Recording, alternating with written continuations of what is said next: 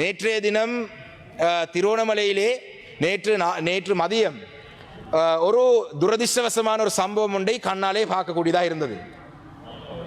இன்று எனக்கு முன்பாக பேசிய தயாசிரி ஜெயசேகர் அவர்களிடமும் ஒரு எச்சரிக்கையை நான் விடுக்கின்றேன்.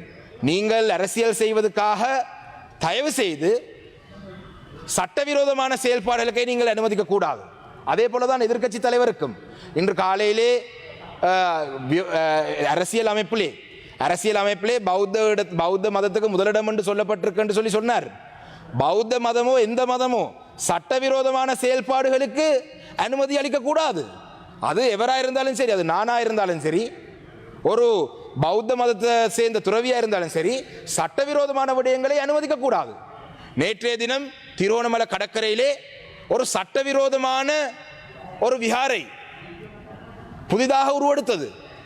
நான் அறிந்த வகையிலே நண்பர் அருண் ஹேமச்சந்திரா அவர்களும் இந்த விடயம் சம்பந்தமாக கரிசனையுடன் இருந்தவர். நேற்று நாங்கள் எதிர்பார்த்தது சட்டவிரோதமான ஒரு வேலை. இது கோட்டாபய அரசாங்கத்தின் காலத்தில் நடந்தது, மஹிந்த ராஜபக்ச காலத்தில் நடந்தது. இந்த அரசாங்கத்தின் காலத்திலே ஒரு இனவாதமான சில துறவியல் இந்த இடத்துக்கு வந்து ஏதோ ஒரு வேலையை செய்கிறார்கள். அந்த இடத்திலே கரையோர பாதுகாப்பு பிரிவை சேர்ந்தவர்கள் போலீஸ் ஸ்டேஷனிலே சென்று ஒரு முறைப்பாடை செய்தார்கள்.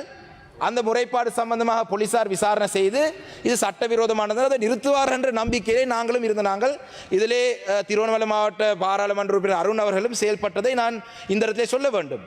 ஆனால் இரவு 8 மணி ஆகிய பொழுது, இரவு 8 மணிக்கு எங்கேயோ இருந்த ஒரு சிலையை கொண்டு போலீஸ் பாதுகாப்புடன் ஒரு சிலையை வைத்த பிற்பாடுதான் நான் உண்மையிலே கௌரவ அமைச்சர் ஆனந்த விஜயபால் அவர்களை தொடர்பெடுத்து தொலைபேசியிலே சொல்லியிருந்தேன். இது ஒரு இனவாதமான செயல்பாடு, எதிர்காலத்திலே ஒரு மதங்களுக்கு இனங்களுக்கு எதிரான ஒரு முரண்பாடு வரக்கூடிய ஒரு விடயம்.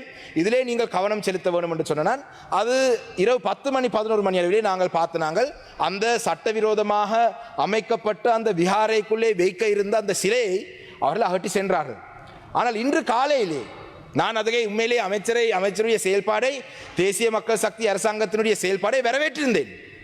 ஆனால் இன்று காலையிலே பார்த்தால் அமைச்சர் அவர்களும் இந்த இனவாதிகளுடைய கருத்துகளுக்கு பயப்பட்டு, இல்லை இந்த சிலையை பாதுகாக்கிறதுக்காகத்தான் நாங்கள் வெளியிலே எடுத்து சென்றோம், சிலை வைத்ததுக்கு பிழை இல்லை என்று சொன்னார். ஆனால் அந்த காணொலிகளை பார்த்தா அதை பாதுகாக்கிறதுக்கு எடுத்துட்டு போன மாதிரி தெரியவில்லை, அதை அகற்றினதுதான். ஆனால் அதிலே இன்னொரு விடயத்தை சொன்னார், சிலைக்கு பாதுகாப்பு இல்லாதபடியினால்தான் நாங்கள் அதை அகற்றினோம் என்று சொன்னார். நான் கௌரவ அமைச்சர் அவர்கள் இந்த இடத்துல சபையிலே இல்லை, பிரதி அமைச்சர் இருக்கின்றார். நான் அமைச்சருடைய அந்த கருத்தை வன்மையாக கண்டிக்கின்றேன். 30 வருடம் யுத்தம் நடந்த காலப்பகுதியிலும் கூட வடக்கு கிழக்கிலே எந்த ஒரு பௌத்த மதத்தோடு சம்பந்தப்பட்ட ஒரு சின்னங்களோ விடுதலை புலிகளால் கூட அளிக்கப்படவில்லை. அப்ப தமிழ் மக்கள் இந்த இரவோடு இரவாக போய் சிலைகளை உடைக்கிற மக்கள் அல்ல. அதை எக்காரணத்தை கொண்டும் இன்னொரு மதத்தினுடைய அடையாளங்களை சட்டவிரோதமாக இருக்கிறதை நாங்கள் எதிர்த்தாலும் கூட நாங்கள் அப்படி வன்முறையில் ஈடுபட்டு ஒரு சிலையை உடைக்கிற அளவுக்கு கேவலமான இனம் தமிழ் இனம் அல்ல. அது சில இனங்கள் சைவ சமய வழிபாடுகள் செய்த ஆலயங்களை எடுத்திருக்கிறார்கள், கிறிஸ்தவ தேவாலயங்கள் எடுத்திருக்கிறார்கள். நாங்கள் அப்படியானதை செய்யவில்லை.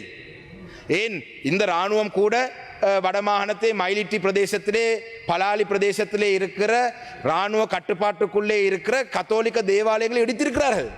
நாங்கள் அவ்வாறு செய்கிறவர் அல்ல. ஆனால் இந்த விடயம் முழுக்க ஒரு சட்டவிரோதமான செயல்பாடு. உண்மையிலே தோழர் அருண் ஹேமச்சந்திரா அவர்களே, நீங்கள் உங்களுடைய பதவியை திறந்து எங்களுடைய கட்சியிலே வந்து சேருங்கள். ஏனென்று சொன்னால் நண்பர் அவர்களே, உங்களுக்கு இந்த கட்சி பொருத்தமில்லாத கட்சி. நானும் கடந்த காலத்திலே ஸ்ரீலங்கா சுதந்திர கட்சியில் ஒரு அமைப்பாளராக இருந்தவர். அந்த கட்சியினுடைய இனவாதமான செயல்பாடுகள் இவ்வாறு தான் இருக்கும். நீங்கள் இருக்கும் இந்த கட்சியும் கூட முழுக்க எனக்கு தெரியும். நீங்கள் திருவோணமலை மாவட்டத்திலே அதிகூடிய மக்களுடைய செல்வாக்காலே, தமிழ் மக்களுடைய செல்வாக்காலே தெரிவு செய்யப்பட்டு வந்தவர். உங்களுடைய சங்கடம் எனக்கு விளங்கும். எங்களுடைய பல தோழர்கள், எங்களுடைய வடக்கு கிழக்கில் இருக்கிற தோழர்கள், நான் பெயர் குறிப்பிட விருப்பப்படவில்லை, அவர்கள் கூட இந்த விடயத்தில் எங்களோடு இணங்குவார்கள். சகோதரர் இளங்குமரன் இருக்கின்றார், ராஜீவன் இருக்கின்றார், திலகநாதன் இருக்கிறார். நீங்கள் ஏற்றுக்கொள்றீங்களா தேசிய மக்கள் சக்தி செய்த இந்த விடயம் சரியானது? நீங்கள் மனசாட்சியின் படி உங்களாலேயும் கலைச்செல்வி அக்கா கூட இருக்கிறார். புலையான விடயம் புலையானது, அது துரதிர்ஷ்டவசமாக